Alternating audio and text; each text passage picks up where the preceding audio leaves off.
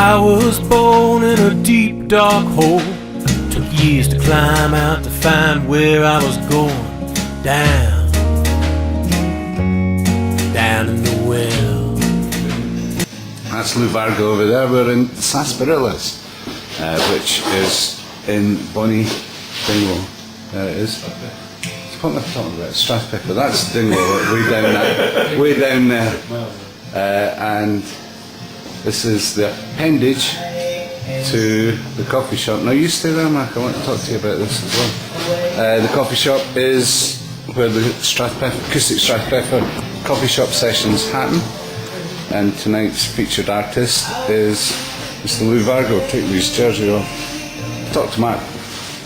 So Sarsaparillas, Mark, this must be a childhood dream, is it? Just a good idea. Is it? No, you didn't grow up thinking, no, I wonder. No. Pure accident. Pure accident. It'd be nice to be able to say, oh yeah, I always wanted to do this, always wanted to do that. No. But it comes out of love of the music, I would just say. Yeah, that's definitely the hang of it. Yeah. And we're sharing some really great musical evenings together as well, since we've started putting some stuff on through in the coffee shop. That'd be nice. Tonight, as I was saying, it was Lou Vargo with his chocolate mint chip. Chowing down on some chocolate chip. And Lou, this is looks like home from home here, isn't it? It does. Yep. You're about, but this is as American as apple pie and Americana. Would you put yourself in that category yourself? Sure. Music-wise? Yeah. It's allowed, eh? There's a lot of home here. Phil Lee's. Yeah, Phil's a lot of medicine show stuff. Of course, you're from East Nashville as well. I've been there for a little over a year now. Yeah. And how does it feel? Because you had to go out in Austin, Texas as well, weren't you? You were staying in Austin for a while. Well, I was in actually Fort Worth. Fort Worth, yeah. For a while. But it's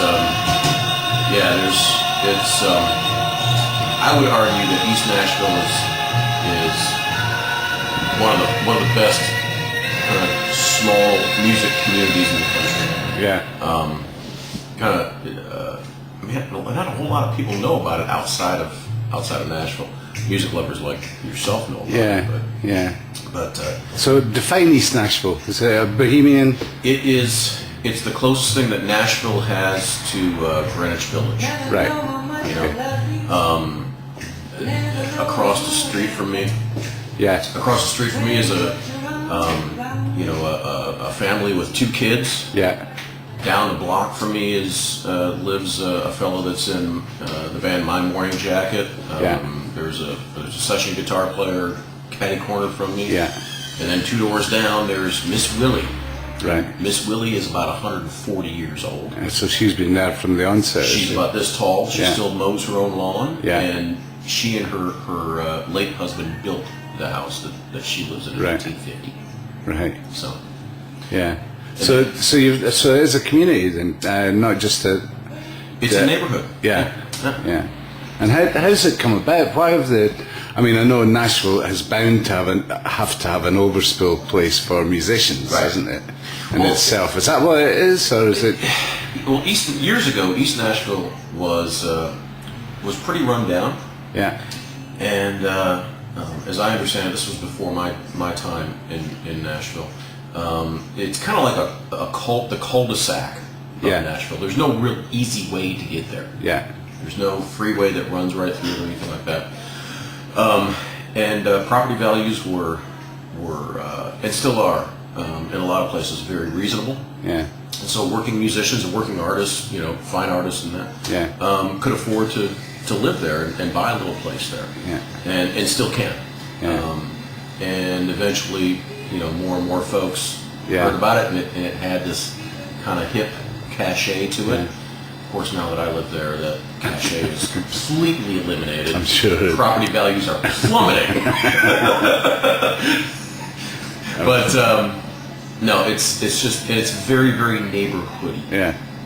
So how about venues? Is there venues sprouting up in East Nashville? Oh yeah, I know of Eric Brace and Last Train Home and that whole Red Beat records thing. Yep. Which seems to be exemplifying exactly what you're saying. Yeah. Really, they're producing records by people that are known throughout the world, but are probably better known locally. Yep. As well as, so they're doing a fair bit. There's a whole vibe of kind of, forget about Music Row. Yeah. Forget about the other side of the Cumberland River. Yeah. We're going to do what we do, and whatever that is. Yeah. And the neighborhood, that side of town is real open to different things, man. Different types of music, as long as it, generally speaking, as long as it's real and as long as it's got some value. Yeah. It doesn't have to be country. It doesn't have to be Americana. No. How about your own music? You've got an album out right now. Yep. Getting played in all the good radio shows. Yeah. Especially my one. Exactly. The most important. This is going to show up in YouTube and I'm going to piss somebody off, right? Yeah, well, yeah, that's it. You've just blown your chances with everybody else. And I haven't even actually. I've been working so much at working on this tour and kind of the European and the UK thing. Yeah. I haven't even really released it in the States yet. That's what I'm gonna start doing. Yeah. So this tour, it's just seems to be Scotland. Mm-hmm. And I know that we've worked together a couple of years ago. You came and did Belgium Festival and the Fringe. For that, so that must have made a real impression, did it? It did. I really enjoyed Scotland. They were great gigs, and when I started booking these things, it was one of those things where, man, I've got enough work in Scotland to make a tour of it. Yeah. And last time I was gone, and this is just me. I was gone for a little bit more than 4 weeks on the last one, and that was. It was a lot of driving, a lot of work, and it was really good, but it was a bit too long. Yeah. This is 3 solid weeks, and hit them hard and get home. Yeah. Well, great, and it's you've got the album out, and we've got 1 or 2 shows off up to Liverpool tomorrow. Going to do the radio shows and stuff as well. So. Great. It's great that Scotland's first. And it's not just you. Actually, the last 3 artists that have come to do the coffee shop in particular have started off their tour here. So I'm just wondering if this is a trend that is going to continue or whether we've just got a wee purple patch at the moment. Well, I'll tell you what, there are people that I've talked to in East Nashville, just kind of other musicians that, when I told them I'm coming over, they're like, the Scots, they love our kind of stuff. Yeah. They love Americana. Yeah. It all started here, Lou. What's that? The whole country music thing started here. All the themes of all the Gaelic songs that ever were are love, lost, homesick, some of the other archetypal, Well, we took y'all's, Scottish ballads from the Appalachia. Yeah. And that's when country music started becoming country music. Yeah. Nashville's about halfway between the Delta and Appalachia. So I think there is a resonance down through the ages with on both sides. Now we're bringing it back to you. Yeah. Now we're accepting it home anyway. Yeah. Well, let's hope so. I'm excited at the prospect as well. It's always interesting to see how it's changed. In different countries. I mean, we had an Australian girl here a couple of weeks ago, and she was, similar themes, similar things, and singing some of the old folk songs as well. Well, and it doesn't hurt that that you all are so friendly, so hospitable. Bringing us into your homes and I mean, I can't. That's good to hear that. I can't walk into a pub and buy a drink for crying out loud. Yeah. As soon as I start talking to somebody. Yeah. and they realize I'm from the United States. Let me buy him a dram. That pint's on me. Yeah.